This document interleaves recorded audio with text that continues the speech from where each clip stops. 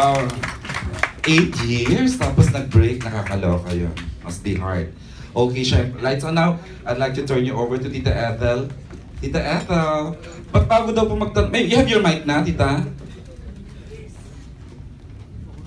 Jules, gusto mong ikaw na lang gumamit ng mic? Ayan, ayun si Manay Ethel.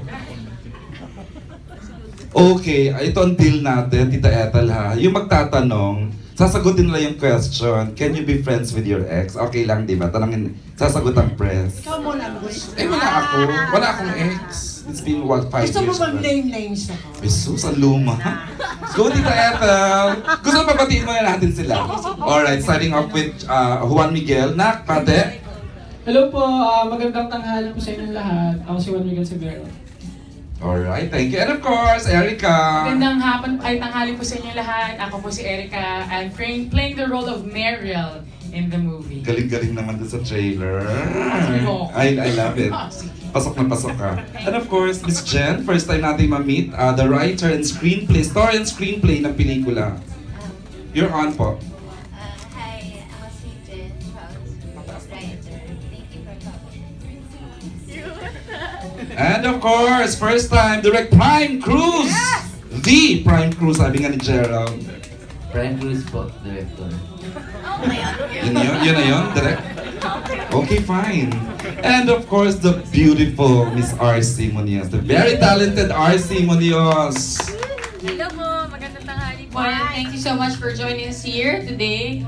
Besides, alam naman namin na sobrang busy kayo sa inyong mga schedule. But again, thank you for joining us here today. Ang role ko po dito, Go ahead. ang name ko po Kim. Wow. Sam. Sam. Ako po si Sam dito. Ex po ni Diggs. Na naging mag-friends!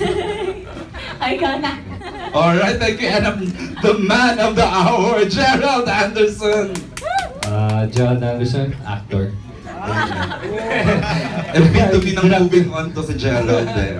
Good afternoon po sa inyong lahat. Maraming salamat sa pagpunta. Sana nakakain kayo and thank you for supporting us. Ako po dito si Diggs at isa kong nakita sa trailer, isang simpleng lalaki. Pero sobrang mahal na mahal niya yung girlfriend niya, si Sam.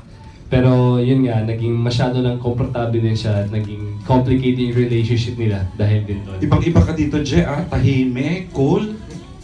Ganun naman din ako sa totoo. Hindi, iba to tahimik, artist kasi eh. Iba, ang ganda eh, kasi malayo siya sa first movie namin ni RC na Always, pero sobrang relatable siya. Okay, Team Love Love is back! Tita Ethel! May tanong ako kay sa lead stars of course. Go ahead, Tita. Stars, kay direct at saka sa writer. Would you say this is a sequel doon sa first movie together nila? Is this? Hindi, tita. Malayo po siya, as wala siyang bagong movie siya talaga, bagong istorya, bagong characters. Kasi more parang exciting ang title. Ngayon gusto kong malaman, before I give the microphone to the poor boy from Catanduanes who's making good here. Ngayon gusto ko itanong, you were able to win for a friend again, somebody we all know. Yung pangalawa, kailan naman?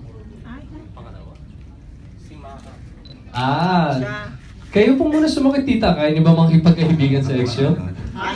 Wala siyang tanungin natin si yung as wild as can be ngayon. Ayaw niya sabihin.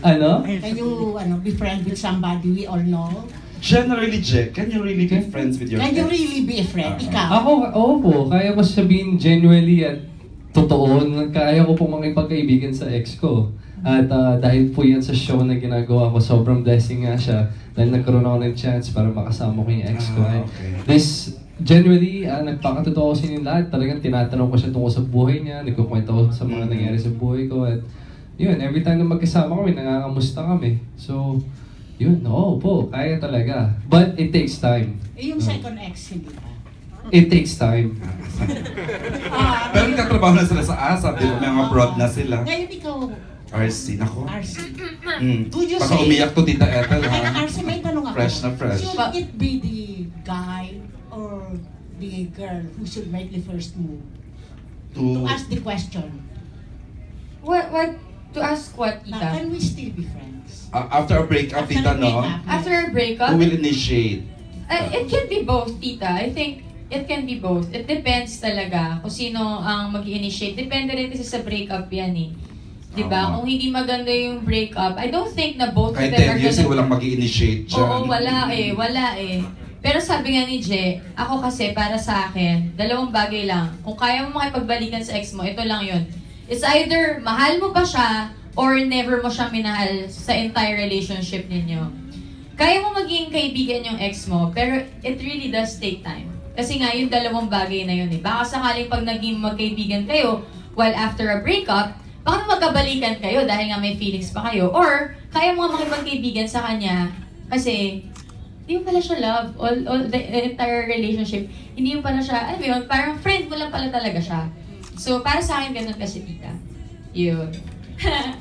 Ah, Go ahead. AJ, tanungin natin yung writer. Oh, I was gonna